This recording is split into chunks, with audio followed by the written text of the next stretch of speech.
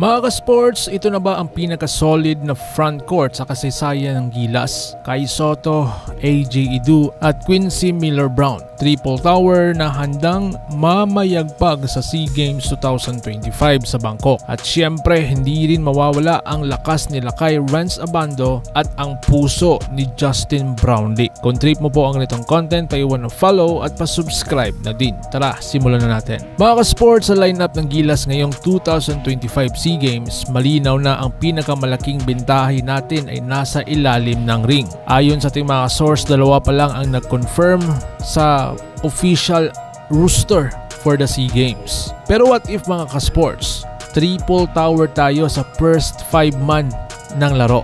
Example, una sa ating listahan si Kai Sotto. Isang 7'3" rim protector, post presence at may tira pa mula sa labas.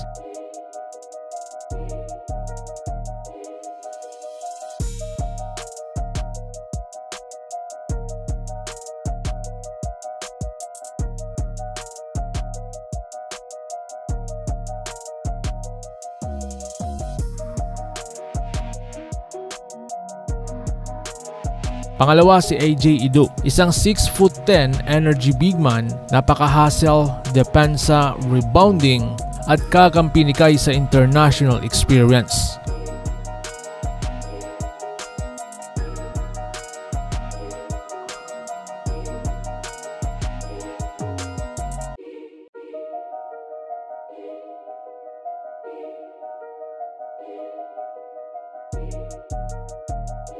Pangatlo, Quincy Miller-Brown or QMB.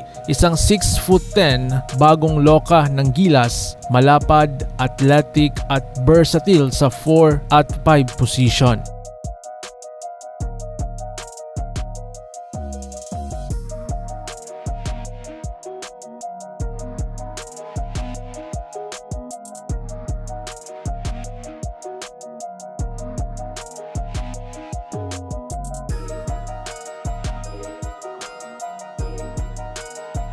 Mga ka-sports, kung dati hirap tayo sa rebounding at rim protection, ngayon ay hindi na. Mayroon tayong tinatawag na triple tower defense. Parang pader na hindi basta-basta mapapasok. Pero hindi lang basta big men ang kalakasan ng Gilas ngayon. Meron pa po tayong Lakay Renz Abando na kung saan isang reliable scorer, athletic finisher at clutch shooter.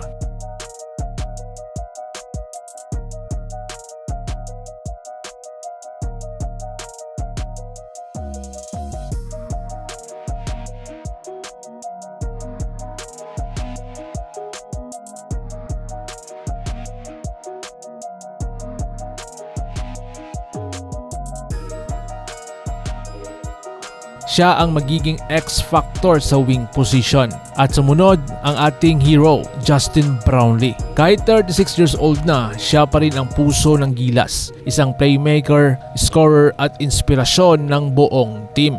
Brownlee. Kanan, passing at the corner. Rastawa. Oh, robotan. Open shot. Justin Brownlee. Quarter pertama ini. Justin Brownlee kepada Agassi Guantara. Yo, saya sama istri orang. Sama istri udah diundang. Oh iya iya. Oh.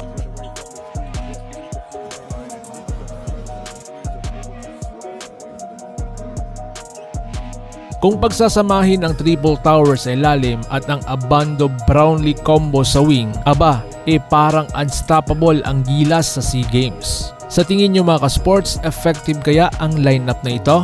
I-comment nyo po ang iyong hinaing sa ibaba. Isipin nyo to mga ka-sports, twin tower combo ni Lakay at AJ sa depensa. QMB bilang stretch big na pwedeng makipagpalitan ng pwesto. Si Brownlee na facilitator at Abando na scorer at energizer. Parang international level na ang kalidad ng lineup natin. At kung ito ang dadalhin sa Bangkok, nako, napakalaki ng chance na ma-dominate natin hindi lang sa SEA Games kundi maging paghahanda para sa mas malalaking tournaments. Mga ka-sports, kung itong triple tower lineup kasama si Abando at Brownlee ang gagamitin ng Gilas, sa tingin nyo ba may kalaban pa tayo sa Southeast Asia o baka mas matindi pa ang impact nila pagdating sa FIBA level? Kung nagustuhan mo po ang ating content, paiwan ng follow, subscribe at pahit ng notification bell para updated po kayo mga ka-sports sa ating mga uploads. So paano? Ingat po kayo.